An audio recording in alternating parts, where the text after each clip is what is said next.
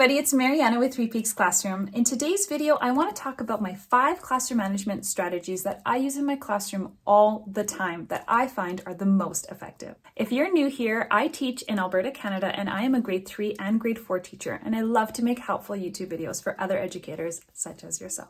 In my previous video, I talked about the teaching tip that I learned in my 6th year of teaching that I wish I had learned way earlier because it completely changed the way that I manage my student behavior in my classroom. And if you're curious to watch that video, I will link it down below. If you're watching this, you might be struggling with a rowdy group of students. I see it all the time in Facebook posts, this is the rowdiest bunch I've had, this is the chattiest bunch I have, or this is the rudest group of kids that I've had. I've seen that across the board. And heck, I've been teaching for 12 years and I have seen kids increasingly getting more and more challenging to manage. Maybe you have like a rowdy group of kids, or maybe you have 1 or 2 kids that are just so challenging that they are completely ruining the flow and the energy in your classroom. Whatever case and scenario you have in your classroom, just know that I have also experienced it in my classroom. And so I want to share with you the 5 things that work super well for me in my classrooms. So the very first tip that I have to share with you is actually the base of your pyramid. And that is going to be a strategy that you use with your entire class, regardless if you have misbehaving or behaving kids. And that tip is that you really need to establish a relationship with your students. Starting on day 1, when they first enter your classroom, on that very first day of school, you need to be actively working towards building a relationship with your students. And I know that that is a cliche. I know that it has been said time and time again, building a relationship with your students. But really, honestly and truly, that is the very foundation of classroom management. Just referencing my video that I put out last week about the teaching tip that I wish I had learned earlier, without understanding your students and without understanding what motivates them, you will have a really hard time managing every single one of your students. So that is for sure the number 1 tip. The very base of your pyramid is to make sure that you have established and you are actively working on building a relationship with every single one of your students. When a student in your classroom feels like they have been seen and heard, I will promise you it will make a mile of a difference. So the next tip that I have for you, so the next layer up on that pyramid, is to set a very clear and specific set of expectations in your classroom. We all do this on the very first day of school. We make a class rules chart, everybody signs it, or I used to do handprint, like everybody does a handprint and signs their name, and everybody acknowledges that these are my expectations for the classroom. Why do we all do it? Because it's effective. Here's the thing. Just because you've created those rules on the very first day, it does not mean that your job is done. You are going to need to be very, very firm for the first, I would say 4 weeks, extremely firm with those rules. Because the students then, once you've set those boundaries, the students are going to be taking that time to push those boundaries and see how much can we get away with before the teacher decides that enough is enough. So from day 1, you need to make it very clear that no, I said you need to push your chairs in every time that you get up from your desk. You need to reinforce that. Now that makes me kind of sound like a hard ass, but let me tell you, I reinforced that rule for the entire month of September, and for the rest of the year, the students are automatically, when they get up, it's just second nature, they push their chairs in.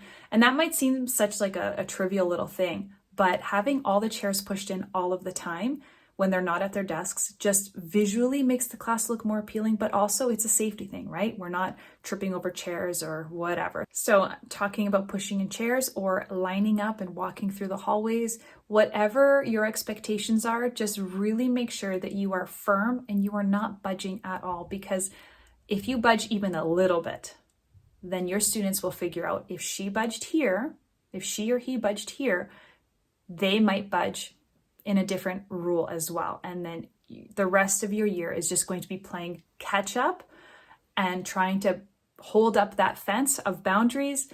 And they already know that it's weak and it's going to crumble. So you want to be absolutely firm in your expectations. Strategy number 3, so the next layer up on our pyramid, is positive praise goes a long way, especially when it's rewarded. In my classroom, I have a classroom economy system that works really effectively, and it's really simple. You don't have to get super complicated. It's just, dollar bills in my class. You get a dollar bill for, having your stuff out ready, or Great job, you did your homework, you handed it on time, you get a dollar bill or whatever.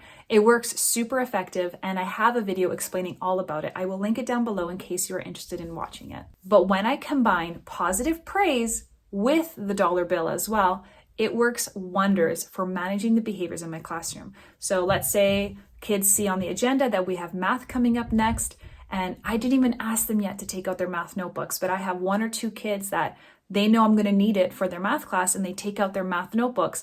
And even one step further, they've opened up their page to a brand new page, and maybe they started writing down the date. Awesome. I'm going to praise them positively in front of the entire class. And as I walk by, I'm going to lay a dollar bill on their desk, and they're just going to feel so motivated, because money is motivating. They are going to feel so motivated to do that again and again, because they're going to want to earn that money. And here's the thing.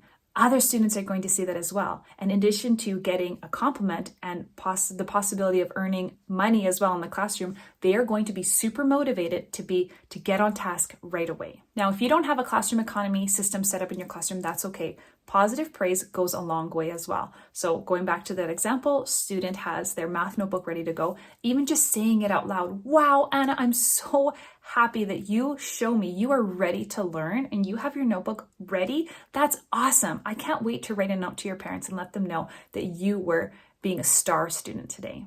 That is pretty motivating too, because that is triggering their pleasure sense as well. Okay, so now we're going to be moving up into the taller parts of the pyramid. And these are strategies that you're not going to be using necessarily with your entire class. You're just going to be using them with a group of students or specific students. So tip number 4 that I have is to remove the audience. This is a big one. And this is something that I use a lot actually.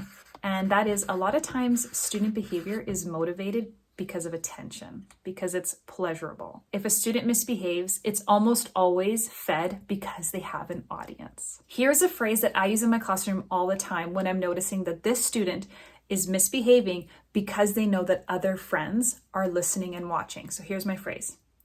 Anna, what you're doing right now is not showing me grade 3 behavior. I want you to please step outside, and when you're ready to be a grade 3 student, you are welcome to join us at any time. Now, this strategy doesn't work for all kids, but it works for most of them, and here's why. It gives the student a chance to cool down and collect themselves privately before returning to class. It removes the audience, and they know that if this behavior persists, they're going to be stuck outside, not in the classroom, working on the assignment with the rest of us and with the help of a teacher, which means they're going to have to take their work home. And that means it's going to be homework. And I don't assign homework in my classroom unless you don't finish it in class. And I always give you enough class time to finish it in class. So if you are getting homework, there's a note in the agenda that says, Anna was not making grade 3 choices in the classroom, and therefore she did not finish her assignment on time in class and needs to be sent home in order for it to be completed. When a student is sent into the hallway or into the coat room to collect themselves, they usually take like a minute, maybe up to 5 minutes to come back into the classroom. But here's the thing. When they walk in, we don't say anything. We don't even look their way. They just come in back to their desks. And then I might walk by their table and I say, hey, thanks for coming in. We're on this page. Glad you can join us. That's all I say. Now I'm going to address a thought that you're probably having is, well, wouldn't that student who's already misbehaving, wouldn't they just leave and wouldn't they just walk the hallway? And this is why this strategy only works with a certain type of student or a certain group of students. If you have a student that you know is a known flight risk, then yeah, this strategy probably won't work very well. In that case, and I've had a student like that, in that case, if a student is misbehaving, I will say, can you just meet me outside for a second? I want to have a chat. And so we'll go outside and we'll have a chat, and I'll say, I'm going to leave you here. We've chatted. I want you to come in when you feel ready. And usually after I've had a conversation with that student, again, explaining my expectations, saying, I expect you to stay here and I expect you to come back into the classroom when you're ready, almost always that works. But if I know that that's not going to work, if I can just tell in their behavior that they are so wound up, I will walk them over to, either I'll go for a walk with them or I'll walk them over to the office and I'll say, I know you're safe here. Take a moment to collect yourself, and when you're ready, you can come back. And then obviously I'll notify the office staff. But I've only ever had to do that once, and the student that I was dealing with was just like beyond words, just not behaving himself. And so every other time that I've dealt with it, I send the kids out. I say, when you're ready to be a grade 3 student, you can come right back in. And that 95% of the time curbs the behavior. Okay, and tip number 5 that I have, and this is the very top of the pyramid. So these are the students that need the most intervention. You've done all of these strategies, and this is like 1 or 2 kids in your class that need that extra support. And my tip is that you need to have a community supporting this child. It's not just on your shoulders. Typically, students that are at the top of our pyramid, they have a lot of needs and a lot of specific needs. And it's not just up to us, the classroom teacher, to support them. It includes the EA or the behavior specialist or, a therapist of some kind, or, parents, of course, need to be included, a learning coach or admin or whoever. Those students need to have a huge group supporting them. I even called a custodian into my classroom one time because the custodian at our school is this big, burly, 6'5", glorious gentleman of a man who came into my classroom to help me out because I had a student that was full on raging, was destroying my classroom, took a marker to my smartboard, was knocking over my plants. And so that kind of behavior is obviously not okay, but it's not who this student is. And, I needed help. I could not carry this student. I'm not trained in nonviolent crisis intervention. So right away, I called the office, I called the custodian. I said, they need to come right away. They scooped up the student and they removed him, thankfully, with no harm to anybody or to himself. Those are unicorn situations. I think in my entire 12 years of teaching, I've had maybe I want to say 2, maybe 3 instances where I had a student completely full on rage or, bite me or something like that, where it required me to have outside intervention come and help me. Those are unicorn situations though. So if you are a student teacher that's watching this, I don't want you to be panicked. It's not gonna, the chances of that happening to you are very low, but I want you to be prepared. And the best way to deal with students that are at the top of the pyramid is to build up those layers so they have those foundations. So there you go. Those are my 5 tried and true classroom management tips, starting from the bottom of the pyramid, working all the way up to the top. Thank you so much for watching. Next week, I want to share with you my time management tips. So I'm going to go over how I keep track of myself in the classroom. How do I schedule my time? I'm going to share with you my language arts schedule as well. So if you're interested in watching that episode, and if you liked this one, please consider subscribing and leave a comment down below if you have ever used one of these strategies as well. Thank you so much for watching, everybody. I hope you're having a great day. There was a bird flying. I hope you're having a great day, and I will see you in the next episode. Bye.